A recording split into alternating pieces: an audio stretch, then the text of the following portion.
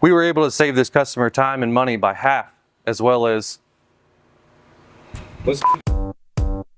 we helped the customer out by using this minimally invasive foam up. The process for polyurethane foam injection is really simple in itself. We use a drill. Oh my goodness. Huh? How hard was one of these rounds? It's really turned on.